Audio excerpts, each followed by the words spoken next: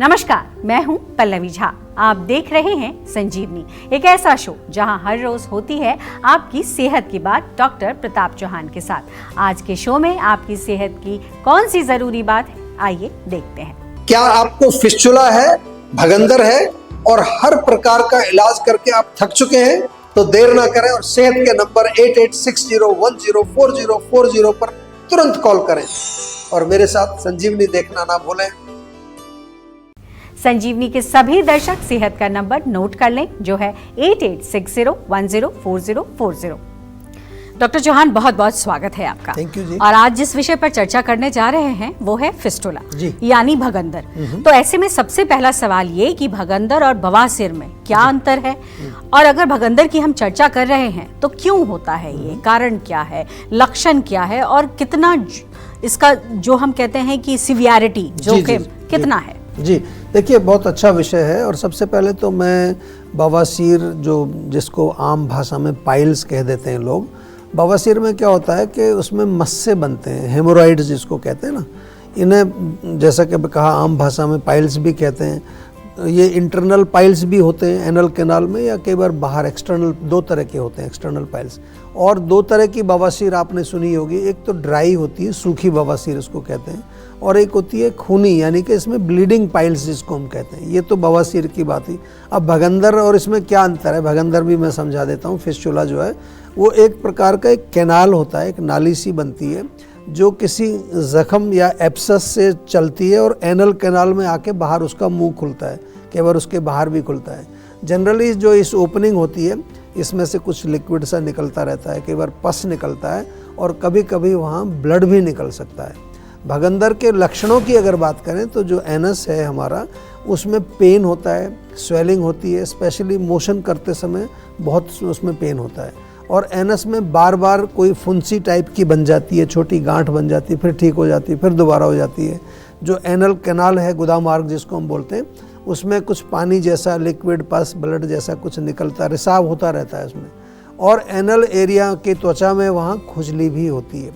कुछ लोगों को कभी कभार ये भी कंप्लेन करते हैं कि जी बुखार हो जाता है, फीवर हो जाता है, शरीर में थकान, कमजोरी बनी रहती है। जहाँ तक कारणों की बात है तो आयुर्वेद के अनुसार अगर हम देखें तो मुख्य कारण तो वात, पित्त और कफ का प्रकोप इसमें होता है। काफ़ी गंभीर रोग है ये। और भगंदर में हम देखें तो कॉन्स्टिपेशन, जो गुदामार्ग में अगर वहाँ कुछ टॉक्सिन्स जमा हो जाएं, आम का डिपोजिशन वहाँ हो जाए, ब्लड की इम्प्योरिटी, रक्त अशुद्ध हो जाए किसी तरह से, या जो मांस धातु है, मसल्स हैं, उनमें इम्प्योरिटी हो जाए, ये इसके कारण माने जाते हैं।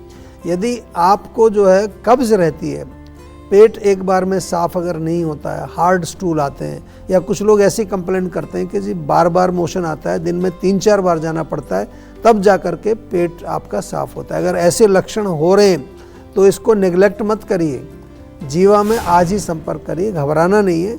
जीवा में बहुत सफल चिकित्सा भगंदर की भी होती है, बवासीर की, पाइल्स की भी होती है, मेडिसिनल ट्रीटमेंट भी है। और क्षार सूत्र आपने सुना होगा, क्षार सूत्र थेरेपी भी हमारे यहाँ की जाती है, बहुत बढ़िया, और उसका मैं कहूँ तो सफल उपचार इसका किया जाता है।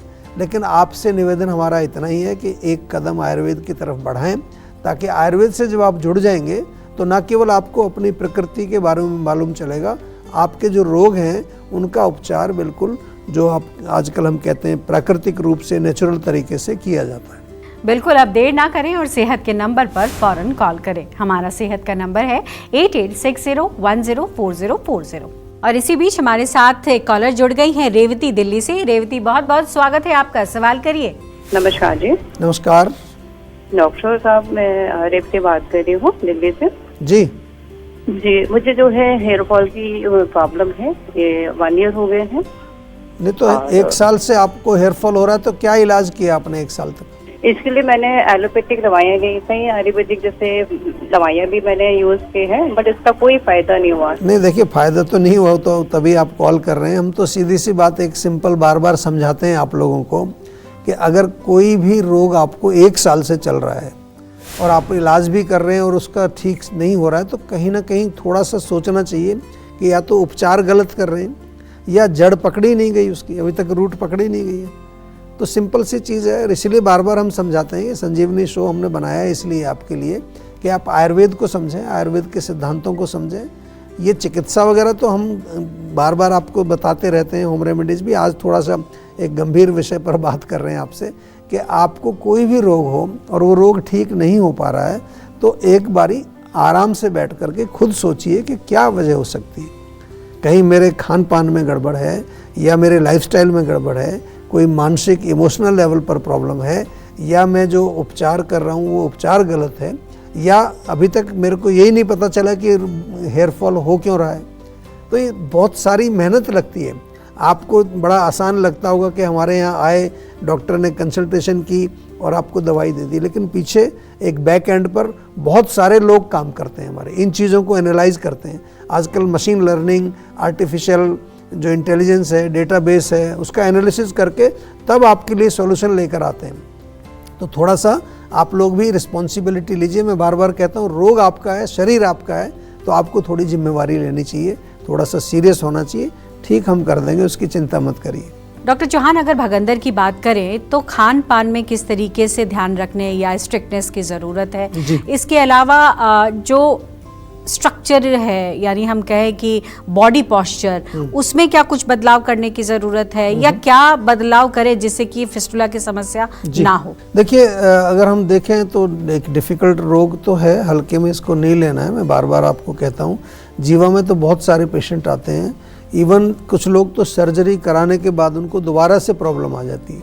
चिकित्सा के साथ साथ बहुत इम्पॉर्टेंट होता है डाइट का फॉलो करना। ये मैं बार बार आपको कहता हूँ, डाइट यानी कि पथ्य सेवन। पथ्य का मतलब होता है उन चीज़ों को अवॉइड करना जो रोग के कारण को बढ़ाती हैं। भगंदर के जो पेशेंट हैं उनको ऐसी डाइट लेनी चाहिए जिससे एक तो पेट साफ रहे, उनको कॉन्स्टिपेशन ना हो, दूसरा आम नहीं बनना चाहिए, तो ज़्यादा तीखा मिर्च मसालेदार भोजन नहीं करना है आपको। हल्का सुपाच्य भोजन, बादी वाली चीज़ें ना खाएं जिससे गैस बनती है, कब्ज़ होती है। हरी सब्जियों का सेवन करें, लौकी, तोरी, टिंडा, पेठा, मूंग की दाल, खिचड़ी, दलिया, ये सेवन करने से आपको बहुत अच्छा लाभ मिलेगा। समय पर भोजन करें और ओवर ईटिंग नहीं करनी है। इसके साथ साथ जो दिन भर चाय कॉफ़ी पीते रहते हैं वो भी अच्छा नहीं है। अल्कोहल, टोबैको का सेवन ना करें। जहाँ तक आपने पूछा कि भाई पोस्चर या मौसम के साथ भी इसका रिलेशन हमारे होता है कि नहीं, डेफिनेटली गर्मी का जब मौसम होता है या बरसात का मौसम होता है तो गर्मी के कारण क्या होता है, पसीना अधिक आता है हमारे उस एरिया में जहाँ पर ये फिस्टुला है, तो उससे इन्फेक्शन बढ़ जाता है। और गर्मी में थोड़ा डिहाइड्रेशन होती है तो कब्ज़ भी बढ़ जाएगा, उससे भी ये बढ़ेगा। और बरसात में आपको मालूम है कि नमी अधिक होती है, ह्यूमिडिटी होती है, उसके कारण भी जो भगंदर की हीलिंग है वो स्लो होती है। जहाँ तक पोस्चर की बात आपने की, तो अगर लंबे समय तक बैठ कर के काम करने का आपका जो कोई जॉब है, या आप लंबे समय तक साइकिल चलाते हैं, कुछ लोग बाइक पर जो है दिन भर घूमते हैं, या फिर जो है घुड़सवारी करते हैं, आयुर्वेद में लिखा है लंबे समय तक अगर आप दिन भर ड्राइविंग करते हैं, मतलब बैठने का जो पोस्चर है, ऐसा पोस्चर जिससे आपके गुदा के ऊपर दबाव पड़ता है, प्रेशर पड़ता है, तो वहाँ पर भगंदर की तकलीफ़ थोड़ी और बढ़ सकती है। ऐसा पॉसिबल है।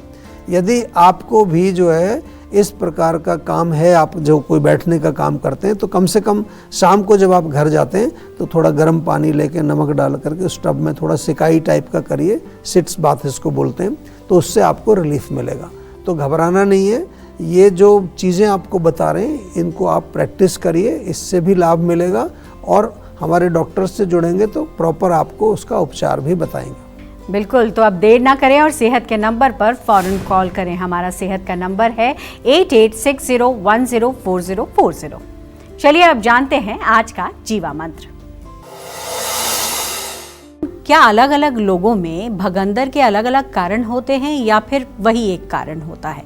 और आयुर्वेद के ज़रिए अगर हम समझना चाहें और ख़ासकर जीवा के ज़रिए, तो किस तरीके से ट्रीटमेंट होता है, आयुर्वेद से कैसे ट्रीट किया जाता है, और क्या इसे जड़ से ख़त्म किया जा सकता है या नहीं किया जा सकता? देखिए, हमने आपको कारणों का जिक्र किया, अलग अलग रोगियों में अलग अलग कारण होता है, इसलिए सभी के लिए एक प्रकार की मेडिसिन नहीं होती है। मैं बार बार समझाता रहता हूँ आपको। जीवा में सबसे पहले रोगी की पर्सनल कंसल्टेशन की जाती है, फिर उसका रूट कॉज एनालिसिस किया जाता है। ऐसा नहीं है कि एक कोई गोली या कोई एक किट बना के दे दी है कि बस इसी को सब लोग ले लें जिसको भगंदर है और सब इसी से ठीक हो जाएंगे। ऐसा आयुर्वेद नहीं होता है। आयुर्वेद आजकल जो है इस तरह से चल रहा है। काफ़ी लोग जो है सोशल मीडिया पर कुछ भी एक नुस्खा बता रहे हैं कि सब ले लो, इसी से ठीक हो जाएगा। इसको मैं कहता हूँ कि ये तो एलोपैथिक स्टाइल हो गया कि भाई एक गोली है, एंटासिड कोई भी ले ले, पेन किलर कोई भी ले ले। ये हो गया एलोपैथाइजेशन ऑफ आयुर्वेदा। इसको मैं बार बार थोड़ा समझाता हूँ। तो थोड़ा सा सतर्क रहना है आपको। आयुर्वेद मतलब पर्सनलाइज्ड आयुर्वेद ही है सही आयुर्वेद। जीवा में जो भगंदर की मेडिसिन है उसमें क्षारसूत्र चिकित्सा भी की जाती है, मेडिसिनल ट्रीटमेंट भी। अगर बहुत ज़्यादा एडवांस स्टेज नहीं है तो कई बार 4-6 महीने दवाई लेने से भी वो रोग में काफ़ी इम्प्रूवमेंट आता है। परहेज़ करना बहुत ज़रूरी है। यहाँ पर जो है रोगी की प्रकृति का भी विशेष ध्यान रखा जाता है। लोकल एप्लीकेशन के लिए कुछ हमारे पास ऑयल्स हैं, ऑइंटमेंट्स हैं, क्रीम्स हैं। और दूसरा जो क्षारसूत्र का जो एक तरह से हमारे यहाँ सर्जिकल प्रोसीजर उसको कह लीजिए, इसमें मेडिकेटेड थ्रेड को पूरे रूट में अंदर डाल करके बांध दिया जाता है। धीरे धीरे धीरे अंदर हीलिंग होती है। उसको जो है पेशेंट को लगभग एवरी वीक थ्रेड चेंज करने के लिए आना पड़ता है। तो ये चिकित्सा हमारे पास दोनों ही उपलब्ध हैं। अगर हम देखें पिछले 3 वर्ष में पाइल्स और फिस्टुला के लगभग जो है 19-20 हज़ार केसेस हमारे यहाँ डेटा में हैं। और फिस्टुला में क्षारसूत्र इज़ वेरी वेरी इफ़ेक्टिव। क्षारसूत्र तो फिस्टुला में बिल्कुल 100% रिजल्ट लाता है, ये हमने देखा है। और काफ़ी सारी इसमें रिसर्च भी पब्लिश हुए हैं। तो एक बार जब आप आते हैं तो उसमें हम पूरा उसकी सफाई करके फिर उसको थ्रेड उसमें डालते हैं और फिर लगभग 3-4 विजिट्स में आपका पूरा वो हील हो जाता है। जैसा कि मैंने पहले बताया, उसके साथ साथ आपको इंटरनल मेडिसिन भी दी जाती है। काफ़ी तकलीफ़देह ये परेशानी होती है, आपको घबराना नहीं है। गंभीर भी हो सकता है आगे चल करके, अगर इसको ठीक समय पर उपचार ना हो तो ये फिर आगे चल के और गंभीर रूप भी ले सकता है। तो फिस्टुला का उपचार आपको आयुर्वेद के माध्यम से करवाना चाहिए और बार बार दोबारा ना हो, उसके लिए साथ में जब रोग ठीक हो जाता है तो एक ही चीज़ का आपको ध्यान रखना है कि आपको कॉन्स्टिपेशन नहीं होनी चाहिए, कब्ज़ नहीं होनी चाहिए, पेट आपका ठीक रहना चाहिए। और उसके लिए जैसा मैंने कहा है कि जीवा का मुक्ति चूर्ण आप ले सकते हैं, त्रिफला चूर्ण आप ले सकते हैं, साफ टैबलेट ले सकते हैं। कई प्रकार के ये अच्छे लैक्सेटिव्स हमारे ऑनलाइन अवेलेबल हैं, उनको आप मंगा करके सेवन करिए। और आमतौर पर जिन लोगों को कब्ज़ रहती है, पेट साफ नहीं होता, वो लोग भी इसका सेवन कर सकते हैं। बिल्कुल, टेंशन लेने से सेहत नहीं बनेगी। सेहत बनानी है तो सेहत का नंबर मिलाएं, जो है 8860104040 और डॉक्टर चौहान की टीम के डॉक्टर से बात करके गुड हेल्थ पाएं। सोते समय दांत किटकिटाने का कारण क्या होता है और इस समस्या को खत्म करने का उपाय आयुर्वेद में क्या है, बताएंगे डॉक्टर चौहान।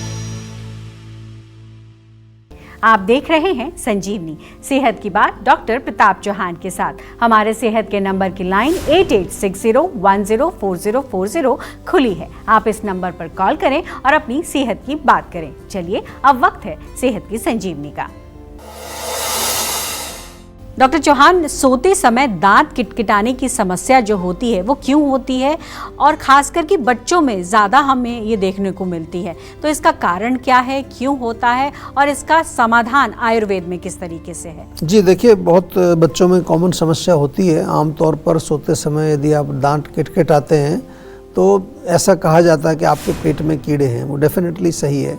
या आपका पाचन खराब हो सकता है। कभी कभार अगर नींद आपको अच्छी गहरी नींद नहीं आती, डिस्टर्ब्ड स्लीप जिसको कहते हैं ना, तो वो भी एक कारण बनता है। इसके अलावा यदि मानसिक तनाव, बहुत ज़्यादा टेंशन है, स्ट्रेस है, एंग्जाइटी है, कोई न्यूरोलॉजिकल डिसऑर्डर आपको है, उसके कारण भी दांत के किटकिटाने की समस्या आपको हो सकती है।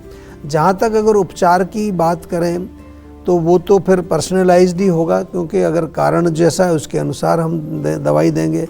अगर आपका कारण जो है कीड़े हैं तो कीड़ों की दवाई दी जाएगी। कारण अगर एंग्जाइटी है तो एंग्जाइटी का उपचार किया जाएगा। कारण अगर आपका न्यूरोलॉजिकल जो नर्वस सिस्टम में कमजोरी है तो उसका उपचार किया जाएगा।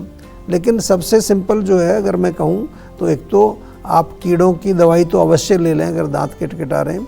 थोड़ा सा माइंड को रिलैक्स रखने के लिए वातवर्धक भोजन ना करें और थोड़ा सा शिरोधारा, नस्य, माइंड को शांत रखने के लिए। लेकिन एक प्रॉपर डॉक्टर से आप कंसल्टेशन ज़रूर लें। हमारे जो आयुर्वेदिक डॉक्टर्स हैं उनसे बातचीत करें ताकि आपका क्या कारण है उसको समझ करके उसका उपचार हम बता सकें। डॉक्टर चौहान, सेहत से जुड़ी जो आपने आज जानकारी दी है उसके लिए बहुत बहुत धन्यवाद। थैंक यू जी। सेहत बनानी है तो सेहत का नंबर मिलाएं और अपनी कॉल रजिस्टर कराएं। जीवा सेहत का नंबर है 8860104040। अगर सेहत से जुड़े आपके सवाल हैं तो ईमेल करें। जीवा की ईमेल आईडी है info@jiva.com। आप फेसबुक के जरिए भी जीवा से जुड़ सकते हैं। जीवा की फेसबुक आईडी है www.facebook.com/jiva ayurveda। और यूट्यूब पर जीवा शोज देखना बिल्कुल ना भूलें और आज ही जीवा का यूट्यूब चैनल सब्सक्राइब करें जो है www.youtube.com/jiva ayurveda। सेहतमंद रहने के लिए आयुर्वेद से जुड़ना, अच्छा खाना, अच्छा सोचना और हर रोज संजीवनी देखना बेहद जरूरी है। कल फिर होगी सेहत की बात डॉक्टर प्रताप चौहान के साथ। तब तक के लिए नमस्कार।